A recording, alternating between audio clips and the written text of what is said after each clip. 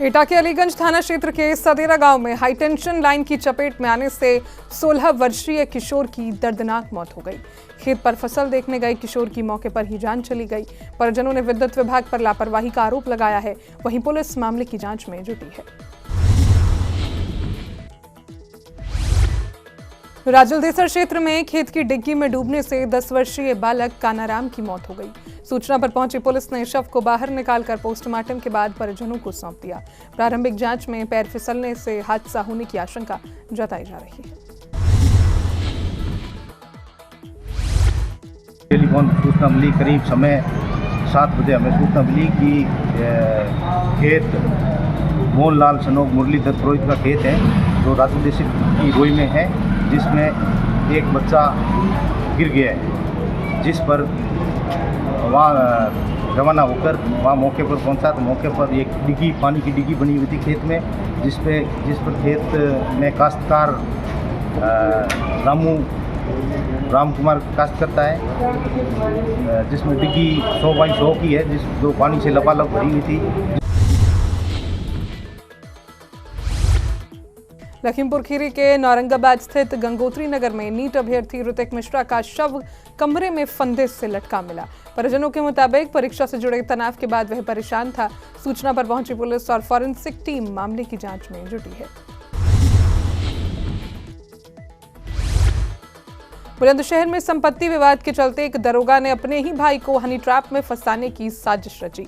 Police ने कार्रवाई करते हुए महिला समेत 5 आरोपियों को गिरफ्तार किया है। आरोपियों के पास से कार और मोबाइल बरामद हुए हैं, जबकि मामले में कई चौंकाने वाले खुलासे सामने आए हैं। थाना गुलावटी पर एक प्रार्थना पत्र प्राप्त हुआ, जिसमें राकेश कुमार निवासी ग्राम उलेड़ा थाना गुलावटी ने शिकायत किया कि लगभग 1 माह पूर्व उसके मोबाइल फ़ोन पर एक लड़की की कॉल आई थी जो कि उससे बात करना चाहती थी। इसके बाद दोनों में बात होने लगी और इसी माह 6 तारीख को लड़की के द्वारा उसको हापुड़ बुलाया गया, जहां पर वो दोनों साथ में रहे, घूमे भी। इसी दौरान लड़की के द्वारा उसके कुछ फ़ोटोज़ भी मोबाइल में ले लिए गए। इसके बाद लड़की ने 20,000 रुपये की मांग राकेश से किया और पैसे ना देने के उपरांत उसने जो है उसको दुष्कर्म के मामले में फंसाने की धमकी भी दी। बहराइच में प्रधानमंत्री मोदी के खिलाफ कथित आपत्तिजनक टिप्पणी को लेकर भाजपा महिला मोर्चा सड़कों पर उतर आया। हमीरपुर से सपा सांसद अजेंद्र सिंह लोधी के बयान के विरोध में जिला उपाध्यक्ष डॉक्टर अभिलाषा वर्मा के नेतृत्व में कार्यकर्ताओं ने शहीद स्मारक पार्क से कलेक्ट्रेट तक विरोध जुलूस निकाला। आज जो भी सपा के जो सांसद जी हैं, जिन्होंने हमारे माननीय प्रधानमंत्री जी को अभद्र टिप्पणी की है, तो उस विरोध में महिला मोर्चा बहराइच द्वारा और उनके सभी जो बीजेपी के पदाधिकारी हैं उनके द्वारा एक विरोध रैली आयोजन की गई थी, जो हमने निकाली है। और जब तक ये विरोध जारी रहेगा, जब तक सपा के सांसद जी हैं वो माननीय प्रधानमंत्री जी से माफ़ी नहीं मांगेंगे, तब तक ये विरोध जारी रहेगा। हम सभी उनके जो भी उन्होंने बदजुबानी की है उसके कड़ी शब्दों में निंदा करते हैं। बहराइच में राष्ट्रीय मांग दिवस के मौके पर UPMSRA के बैनर तले श्रमिकों ने जोरदार प्रदर्शन किया। अमरेंद्र पांडे के नेतृत्व में कार्यकर्ताओं ने केंद्र सरकार की नीतियों के खिलाफ आवाज उठाई और न्यूनतम वेतन 26,000 रुपए करने की मांग रखी।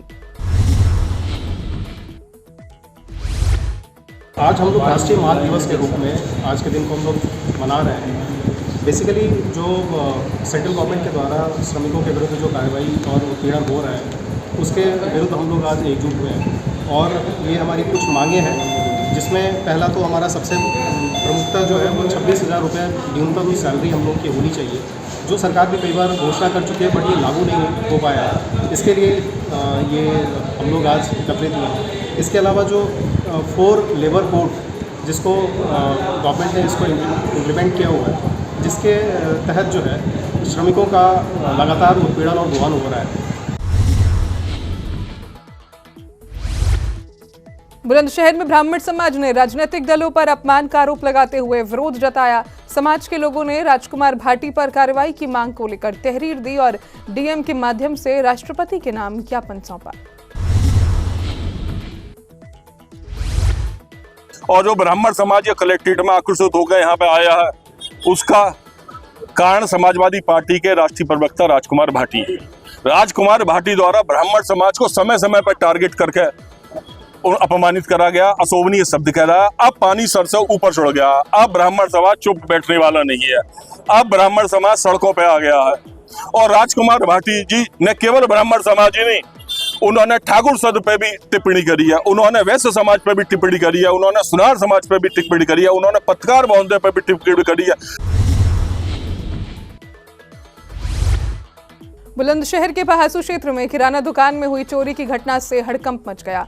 चोर वारदात को अंजाम देते हुए सीसीटीवी कैमरे में कैद हो गया। दुकानदार ने पुलिस व्यवस्था पर सवाल उठाते हुए कहा कि इलाके के चोरों में पुलिस का कोई खौफ नहीं है। मैं सुबह 5:15 पर दुकान पर आया, सफाई की। उसके बाद गाय के लिए मैं चारा देने गया।